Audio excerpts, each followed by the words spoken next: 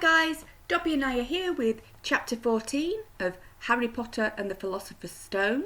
This one is entitled Norbert the Norwegian Ridgeback. Quirrell, however, must have been braver than they'd thought. In the weeks that followed, he did seem to be getting paler and thinner, but it didn't look as though he'd cracked yet. Every time they passed the third-floor corridor, Harry, Ron and Hermione would press their ears to the door to check that Fluffy was still growling inside. Snape was sweeping about in his usual bad temper, which surely meant that the Philosopher's Stone was still safe. Whenever Harry passed Quirrell these days, he gave him an encouraging sort of smile, and Ron had started telling people off for laughing at his stutter. Hermione, however, had more on her mind than the Philosopher's Stone. She had started drawing up revision charts and colour-coding all her notes. Harry and Ron wouldn't have minded, but she kept nagging at them to do the same. "Hermione, the exams are ages away."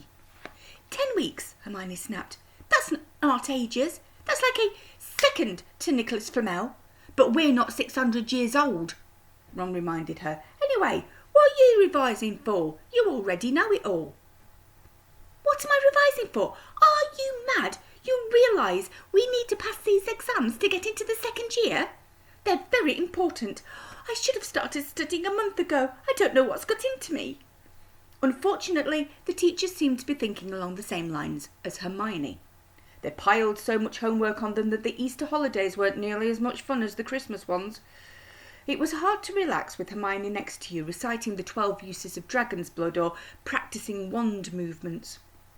Moaning and yawning, Harry and Ron spent most of their free time in the library with her, trying to get through all their extra work. "Oh, I never remember this," Ron burst out one afternoon, throwing down his quill and looking longingly out of the library window. It was the first really fine day they'd had in months. The sky was a clear forget-me-not blue, and there was a feeling in the air of summer coming. Harry, who was looking up Dittany in 1000 Magical Herbs and Fungi, didn't look up until he heard Ron say, "Hagrid, what are you doing in the library?" Hagrid shuffled into view, hiding something behind his back. He looked very out of place in his moleskin overcoat. "Just looking," he said in a shifty voice that got their interest at once. "What are you lot up to?" He looked suddenly suspicious. "You're not still looking for Nicholas Flamel, are you?" "Oh, we found out who he is ages ago," said Ron impressively. "And we know what that dog's guarding. It's a philosopher's Shh!" Hagrid looked around quickly to see if anyone was listening.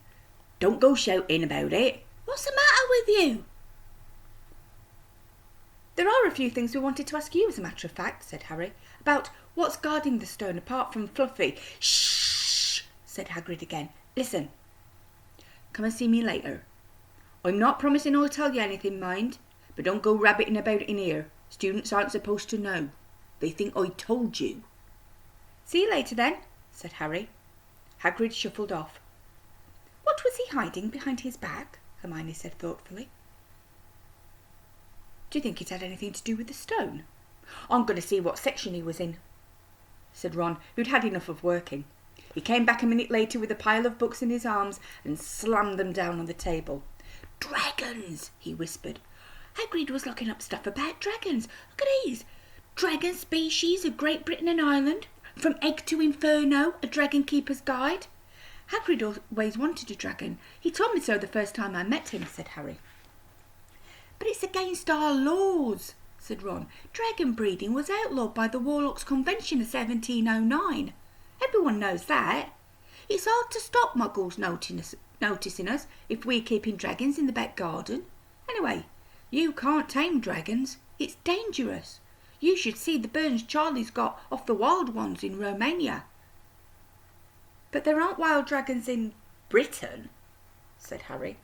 "Of course there are," said Ron. "Common Welsh green and Hebridean blacks. The Ministry of Magic has a job hushing them up, I can tell you. Our lot have had to keep putting spells on muggles who spotted them to make them forget." So what on earth is Hagrid up to?" said Hermione. When they knocked on the door of the gamekeeper's hut an hour later, they were surprised to see that all the curtains were closed.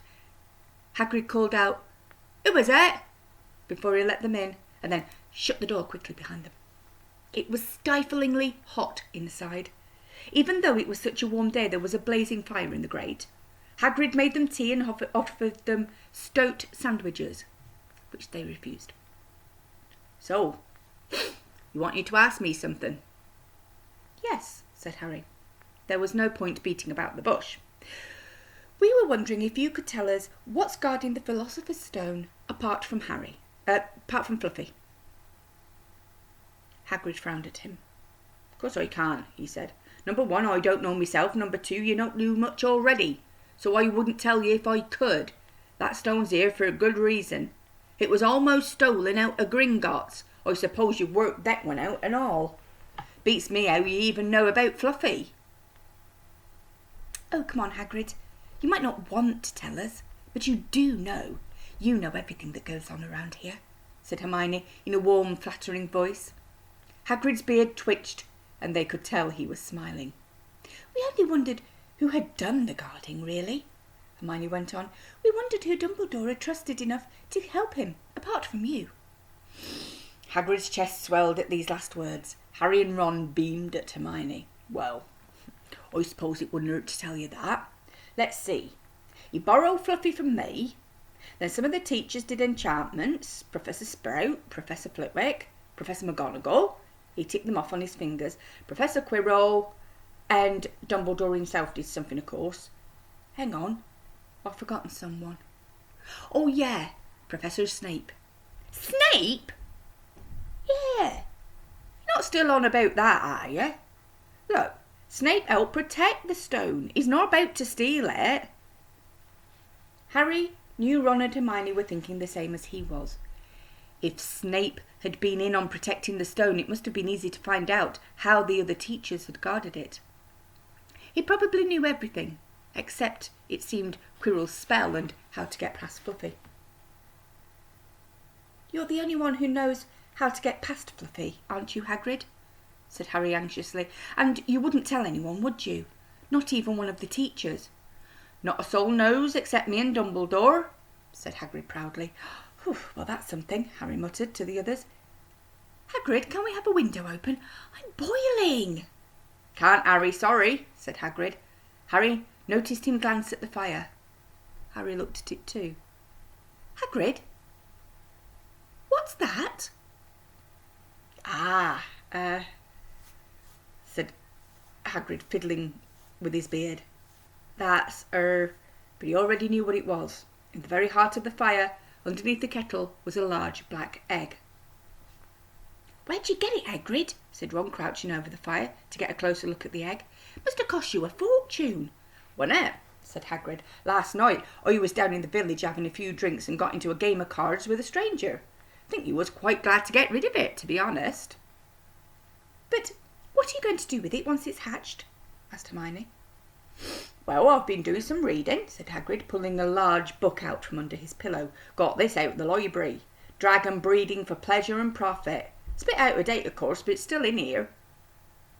Keep the egg in the fire because their mothers breathe on them, see, and when it hatches, feed it on a bucket of brandy mixed with chicken blood every half hour.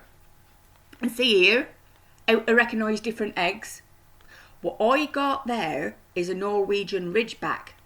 They're rare, them." He looked very pleased with himself, but Hermione didn't. "Hagrid, you live in a wooden house," she said. But Hagrid wasn't listening. He was humming merrily as he stoked the fire. So now they had something else to worry about. What might happen to Hagrid if anyone found out he was hiding an illegal dragon in his hut? "Wonder what it's like to have a peaceful life," Ron sighed as evening after evening they struggled through all the extra homework they were getting. Hermione had now started making revision timetables for Harry and Ron too. It was driving them mad. Then, one breakfast time, Hedwig brought Harry another note from Hagrid. He'd written only 2 words. "It's hatching." Ron wanted to skip herbology and go straight down to the hut. Hermione wouldn't listen, wouldn't hear of it. "Hermione, how many times in our lives are we going to see a dragon hatching? We've got lessons. We'll get into trouble, and that's nothing to what Hagrid's going to be in when someone finds out what he's doing." "Shut up," Harry whispered. Malfoy was only a few feet away and he stopped dead to listen. How much had he heard? Harry didn't like the look on Malfoy's face at all. Ron and Hermione argued all the way to herbology, and in the end Hermione agreed to run down to Hagrid's with the other two during morning break. When the bell sounded from the castle at the end of their lesson, the three of them dropped their trowels at once and hurried through the grounds to the edge of the forest. Hagrid greeted them looking flushed and excited. "It's nearly out." He ushered them inside. The egg was lying on the table. There were deep cracks in it. Something was moving inside. A funny clicking noise was coming from it. They all drew their chairs up at the table and watched eagerly. All at once there was a scraping noise and the egg split open. The baby dragon flopped onto the table. It wasn't exactly pretty, Harry thought. It looked like a crumbled black umbrella. Its spiny wings were huge compared to its skinny jet body, and it had a long snout with wide nostrils, stubs of horns, and bulging orange eyes. It sneezed. A couple of sparks flew out of its snout. "Oh, isn't he beautiful?" Hagrid murmured. He reached out a hand to stroke the dragon's head. It snapped at his fingers, showing pointed fangs. "Bless him, look, he knows his mummy," said Hagrid. "Hagrid," said Hermione, "how fast do Norwegian ridgebacks grow exactly?" Hagrid was about to answer when the colour suddenly drained from his face. He leapt to his feet and ran to the window. "What's the matter?" Someone was looking through the gap in the curtains. "It's a kid. He's running back up to the school." Harry bolted to the door and looked out. Even at a distance, there was no mistaking him. Malfoy had seen the dragon.